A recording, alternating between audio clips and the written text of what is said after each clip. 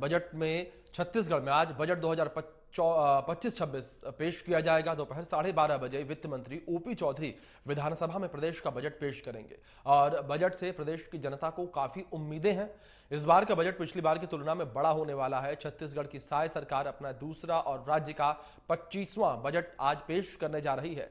पिछला बजट साल 2024-25 में 1,47,446 करोड़ रुपए का था और इससे लेकर अनुमान लगाया गया है कि साय सरकार का दूसरा बजट 1.5 लाख करोड़ से अधिक का हो सकता है। वित्त मंत्री ओपी चौधरी ने कहा है कि साल 2047 तक विकसित छत्तीसगढ़ के निर्माण की दिशा में महत्वपूर्ण कदम है और दोपहर 12:30 बजे वित्त मंत्री विधानसभा में वित्त वर्ष 2025-26 का बजट पेश करेंगे। इस बीच छत्तीसगढ़ में विधानसभा की कार्यवाही जो है वो शुरू हो चुकी है। सीधे आपको ले चलते हैं सदन की कार्यवाही में। जो प्राइवेट निजी लोग हैं, निजी लोग जो खाद बेचे हैं, चाहे यूरिया हो, डीओपी हो या अन्य खाद है, उनमें शिकायतें प्राप्त हुई है क्या, ये मैं जानना चाहता हूं। उससे ज्यादा दर पे बेचे। अध्यक्ष महोदय, अभी तक इस तरह की कोई शिकायत प्राप्त नहीं हुई है। चलिए पूछिए। माननीय अध्यक्ष महोदय, माननीय मंत्री जी ने कहा है कि खाद केंद्र सरकार द्वारा उपलब्ध कराए गए उर्वरकों में मुंगेली पथरिया विकास खंड में संलग्न भंडारण जो है किया गया है। तो मैं माननीय मंत्री जी से ये जानना चाहता हूं कि जो भंडारण होता है वो मांग के अनुरूप होता है क्या, कि जो मांग क्रिएट होती है, मांग जनरेट होती है, उसके आधार पे होता है क्या, एक। और दूसरा, भंडारण को सिंगल लाख और डबल लाख में देने के नियम क्या है, निर्देश क्या है, उसको कैसे तय करते हैं विभाग की, सिंगल लाख में इतना होगा और डबल लाख में इतना होगा करके।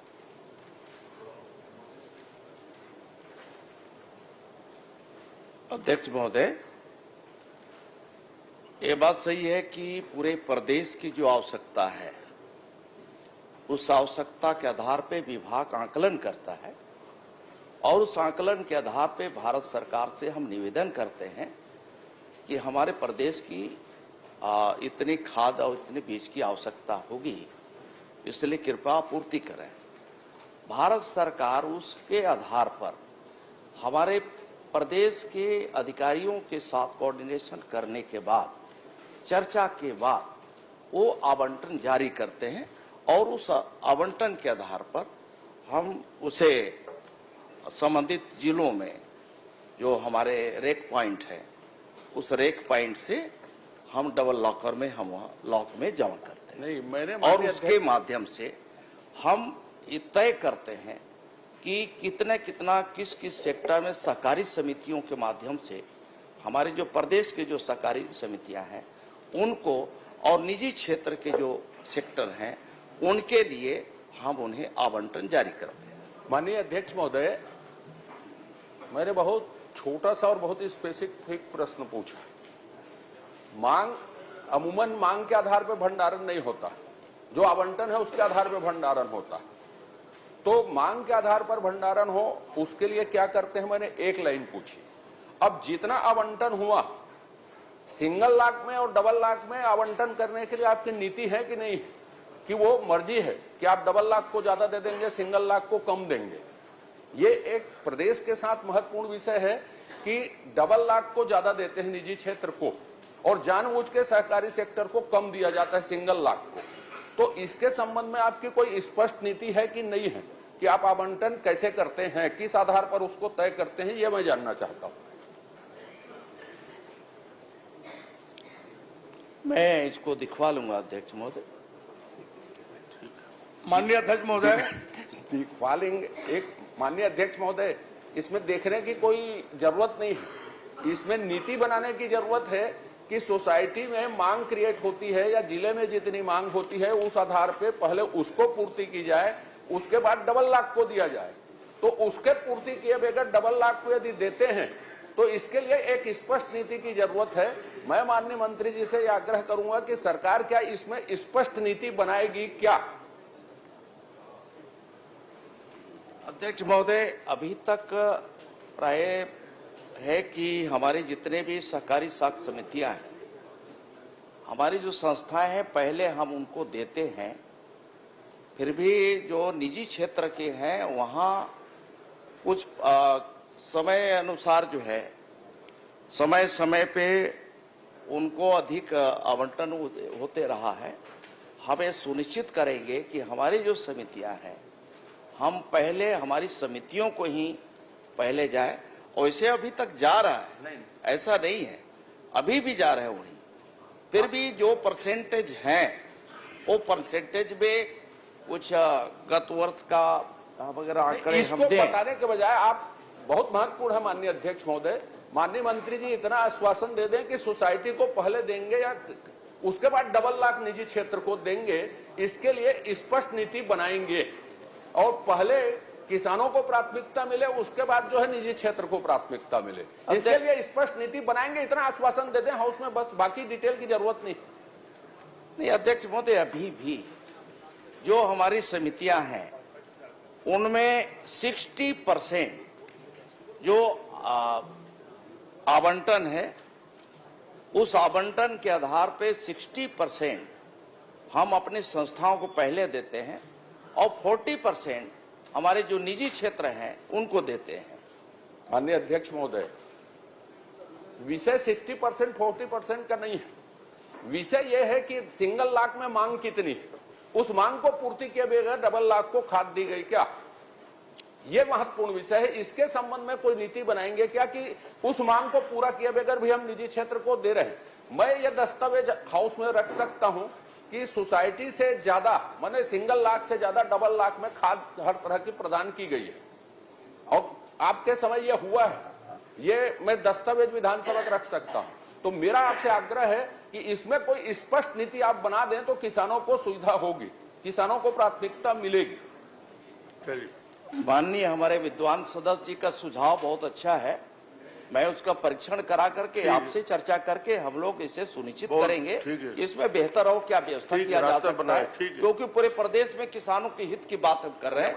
तो किसानों के हित में जो भी करना होगा आप समस्त विद्वानों का सुझाव के आधार पे हम कार्रवाई करेंगे और सुनिश्चित करें। पर्याप्त आ गया। माननीय अध्यक्ष महोदय, आप बीच में फिर कहाँ से आ गए? आपको बैठना नहीं था यदि आपको प्रश्न नहीं करना है। मेरा तो मूल प्रश्न था, ये एडिशन पहुंच गया। नहीं तो आप अपना प्रश्न नहीं करते बैठ जाते हैं ना। आपको नहीं, ये तो खुद खड़ा होकर तैयार हो जाता है।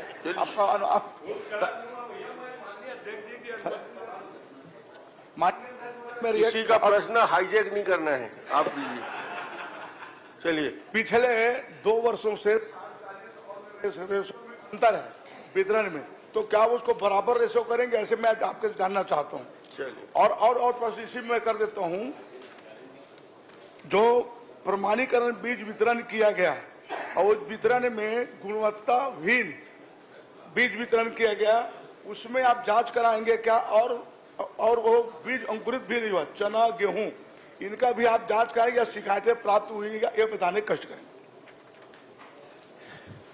अध्यक्ष महोदय, पूरे प्रदेश में इस तरह की जहां कहीं भी किसानों को जो उपलब्ध जो बीज होते हैं उसमें हमारे विभाग की ओर से बीज निगम के माध्यम से जो बीज उपलब्ध कराए जाते हैं, इसमें कहीं अगर शिकायत मिलती है तो संबंधित किसान जो है जिला कलेक्टर हो, एसडीएम हो, तहसीलदार हो, यहाँ शिकायत करते हैं और उस शिकायत के आधार पे विभाग जो है कार्रवाई भी करती है, उसकी जांच भी कराते हैं। आपके संज्ञान में, आपकी जानकारी में क्षेत्र में कहीं भी अगर इस तरह की कोई बात हो तो आप कृपा करके आप बता दीजिएगा, मैं उसकी परीक्षण करा लूंगा, जांच करा लूंगा। क्षेत्र का मामला है जी। अब भट्टा से लेकर आसपास के 40 गांव में सोयाबीन का वितरण हुआ, गेहूं का वितरण हुआ और चने का, वो अंकुरित नहीं हुआ। शिकायत भी प्राप्त हुई और उन लोगों को अभी तक उनके ऊपर कार्रवाई नहीं हुई। जो अवैध वितरण करने वाला, गुणवत्ताहीन वाले कार्रवाई करेंगे क्या और किसानों को क्या लाभ देंगे, मैं आपसे जानना चाहूँ।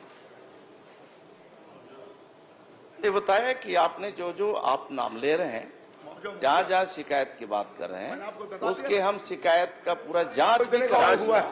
ठीक है, और जांच के आधार पर जांच करा लेंगे बोल रहे हैं। जांच के आधार पे कार्रवाई होगी, जरूरत होगी तो उन्हें बीज के बदले बीज भी देना हुआ तो हम उपलब्ध कराएंगे। ठीक है, हो गया, बोलिए। गड़बड़ी किया उनके ऊपर क्या कार्रवाई करेंगे? पूरे सख्त कार्रवाई की जाएगी, पूरी गंभीरता के साथ जो कार्रवाई की जाएगी। चलिए माननीय अध्यक्ष महोदय, एक प्रश्न मेरे विधानसभा क्षेत्र का मामला है। कि विधानसभा क्षेत्र का मामला है पथरिया आपका बघेली। चलिए छोटा प्रश्न करिए। माननीय मंत्री जी, अभी खाद के लिए लोग भटकते रहे, डीएपी खाद के लिए खास करके, और जगह जगह से शिकायतें आई हैं। दुकान में उपलब्ध है लेकिन सोसाइटी में नहीं है। आप इसको, जिस बात को उठाए हैं उसको आप सुनिश्चित करें कि किसानों को समय पर वहां पर खाद उपलब्ध हो जाए। ये दिक्कत आ रही है, अभी भी दिक्कत है, उसको आप एक बार थोड़ा सा। ये प्रश्न नहीं, सुझाव है, देख लीजिए। श्री जनक ध्रुव जी। माननीय अध्यक्ष महोदय, छत्तीसगढ़ एक वनांचल क्षेत्र है और ये लगभग यहाँ 44% जो भूभाग है वो वनों से आच्छादित है और यहाँ पे जो वनांचल क्षेत्र में जो लोग रहते हैं वनोपज पर ही निर्भर है। मैं आपके माध्यम से माननीय मंत्री जी से जानना चाहूंगा कि जो गौण वनोपज का जो मूल्य होता है उसका निर्धारण किया गया है। जैसे कि चार, चिरौंजी, इमली, महुआ अलग अलग प्रकार के पेड़ पौधे होते हैं, तो उस पेड़ पौधे से जो वनोपज मिलता है उसका कोई मूल्य निर्धारण किया गया क्या?